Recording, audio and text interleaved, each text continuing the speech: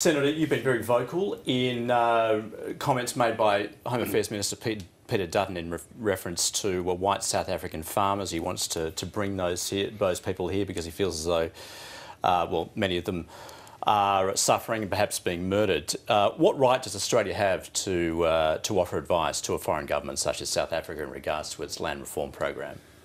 Well, Australia offers advice to all sorts of countries to sort of clean up their act when it comes to human rights, and this is an instance where I think it ought to do that.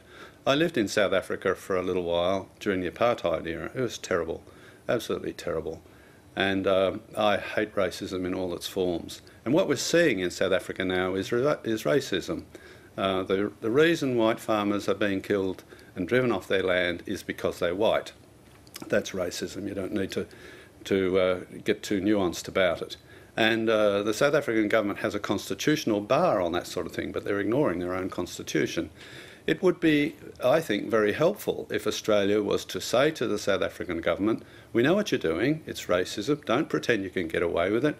You know, your predecessors, when the white government was in power and was racist against the blacks, suffered sanctions and things like that. It wouldn't be, I don't think, at all unreasonable to remind them that what can happen when you have racist policies. How do you justify that as far as you say it's racism, but you look at South Africa, some 3/4 of all land is owned by white people who make up less than 10% of the population. Clearly that's an issue that needs addressing. Well, if that's the case, you don't steal it from them and kill them and drive them off their farms.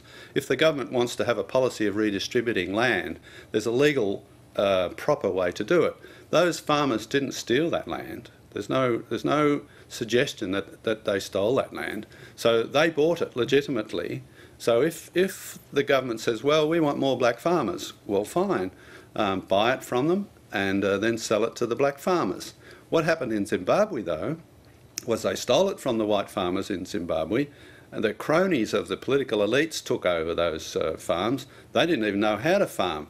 Zimbabwe is now a net importer, a major net importer of food, whereas once it was an exporter of food. It's just tragic what's happened to their agriculture sector. That's how it's going to go in South Africa if they don't stop this tendency. You've suggested that these farmers, if they were brought here, would integrate more easily. Should our refugee intake be based on need rather than the ability of the refugees to integrate? No, not entirely. Need is very important, and I'm actually quite a supporter of our humanitarian intake, our refugee intake. When I was negotiating with the government over the temporary protection visas, I convinced Scott Morrison, who was then the immigration minister, that we should increase our intake. What I like to think of is that our humanitarian intake is for people who are being persecuted and have got nowhere else to go. And that for example, applied to the Christians in Syria. They have nowhere else to go. Well, the same argument applies to Rohingya Muslims as well. Yeah, and the question is, are we giving preferential treatment to one group of people? Well, the Rohingya can go to Bangladesh. It may be unsatisfactory, but there are other countries which accept Muslim immigrants. There are no other countries which would accept Syrian Christians, not within their vicinity. So Canada, the United States and Australia were the countries that took them.